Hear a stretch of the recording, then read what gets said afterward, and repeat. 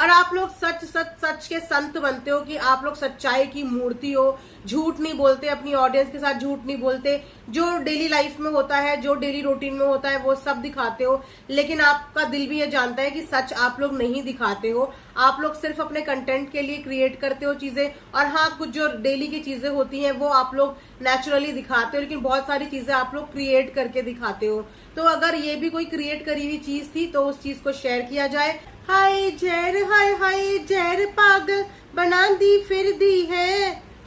So friends, आप सबको बताने की जरूरत तो है नहीं कि ये गाना किसका है, लेकिन जो लास्ट लाइन मैंने इस गाने की चेंज की है ना, वो बिल्कुल सूट बैठता है फिलहाल घायल पे, क्योंकि झूठ ही इतने ज्यादा बोले जा रहे हैं और कब तक बोले जाएंगे इसका कुछ भी पता नहीं है। लेकिन फिलहाल झूठ जो पकड़ा गया है तो उस पर बात करनी तो बनती है।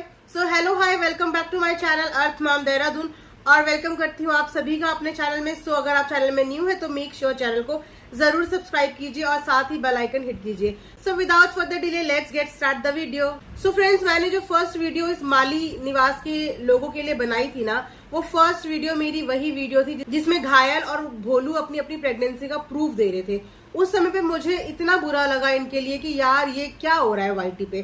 तो मेरा पहला रिएक्शन ही उसी चीज पे आया था कि बहुत गलत करा जा रहा है एक माँ के साथ, एक औरत के साथ। इस तरीके से भरे प्लेटफॉर्म में अगर अपने बच्चे का भी दुनिया को प्रूफ देना पड़े तो फिर ये तो एक माँ के ऊपर बहुत ही बड़ी तोहमत हो गई है।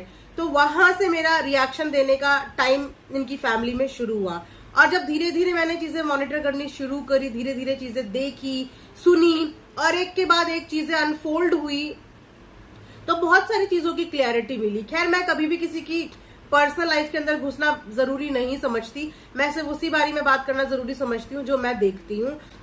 तो अगर आप सबको वो वीडियो याद होगी तो उस वीडियो में बहुत ही गुस्से में घायल कैमरे के सामने आई थी और बहुत ही गुस्से में उन्होंने ये बात बोली थी कि भैया ये प्रेगनेंसी का पेट है, ये डिलीवरी का पेट है, बच्चे पैदा करने के बाद का पेट है, ये पेट इतनी जल्दी अंदर नहीं जाएगा। कैसे चला जाएगा ये पेट अंदर? मैडम आपने बिल्कुल सही कहा था, ये पेट अंदर कैसे चला जाएगा। लेकिन अब जो पेट इनका नजर आ रहा है, वो जो ट्रांसफॉर्मेशन इनकी नजर आ रही है ना, वो ट्रांसफॉर्मेशन घुटने से भी ना घुटी नहीं जा रही है, मतलब डाइजेस्ट हो ही नहीं रही है। मैं बहुत दिन से नोटिस कर रही थी कि हो सकता है कि कैमरे की वजह से ऐसा कुछ दिख रहा हो कि फेस पतला आ रहा हो, कैमरे में कुछ ऐसे फिल्टर यूज हुए हों। लेकिन मैंने जब सारी वीडियोस देखनी शुरू करी, इनकी रील्स भी देखी, तो मैंने कहा नहीं यार, इतना तो कौन सा कैमरा एडवांस होगा जो एक मोटे अच्छे खासे मोटे इंसान को पतला दिखा दे, एक हेल्दी इंसान को पतला दिखा दे।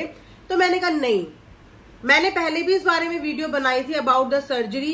यानी की बात ये है कि इतनी जल्दी कैसे कोई वेट लूज कर सकता है, बिकॉज मेरा बेबी भी सी सेक्शन से हुआ है और मैं बहुत अच्छे से जानती हूँ कि जो ये डिलीवरी का जो फैट होता है ना, उसको रिड्यूस करना इतना आसान नहीं होता जब तक आप प्रॉपर डाइट या प्रॉपर वर्कआउट नहीं करते हो। मजाल है कि ये फैट अपने आप रिड्यूस हो जाए। और जहां तक हमने घायल को देखा है तो वर्कआउट करती हुई तो ये नजर आई नहीं है। इनफैक्ट इनसे ज्यादा वर्कआउट करती हुई तो हमें भोलू नजर आई है, लेकिन उनका तो मुझे पता नहीं, वो वेट तो नापती है कि आज इतना ग्राम कम हो गया, लेकिन टू बी वेरी फ्रैंक मुझे लगता नहीं कि कुछ भी रिड्यूस हुआ है। क्योंकि जाहिर सी बात है, जब बेबी मदर फीड में होता है और टेंशन का माहौल होता है तो माँ की एपेटाइट में बहुत ज्यादा फर्क आ जाता है। टेंशन के उस माहौल में माँ को अपनी खाने पीने का कुछ भी होश नहीं रहता और बे टाइम की चीजें हो जाती है, मतलब ब्रेकफास्ट का टाइम अलग हो जाता है, लंच का टाइम अलग, सब कुछ मिक्स हो जाता है। और उसी के तहत जो न्यूली मदर बने होते हैं ना, उनके बॉडी में फैट धीरे धीरे डेवलप होने लगता है। वो फैट इतना ढीट होता है ना कि जब तक आप फिर प्रॉपर एक्सरसाइज या प्रॉपर डाइट में नहीं जाओगे तो वो रिड्यूस करना बहुत मुश्किल हो जाता है, अनटिल अनलेस आप किसी अनदर लेवल की सर्जरी वगैरह, इंजेक्शन वगैरह में जाते हैं तो। और यहाँ पे घायल ने इतनी इजीली बिस्तर में बैठे बैठे, खाते खाते, पीते पीते अपना फैट बिल्कुल रिड्यूस कर दिया। उनका चेहरा देखिए आप, उनका चेहरा कितना स्लिम हो गया है, उनकी बॉडी देखिए कितनी स्लिम हो गई है। मुझे तो ये चीज पहले ही डाउट थी, मैंने ये पहले भी अपनी वीडियो में बताया था कि कोई ना कोई प्रोजेक्ट है इनका जो आने वाला है, और उस प्रोजेक्ट की वजह से वेट रिड्यूस करवाया गया है।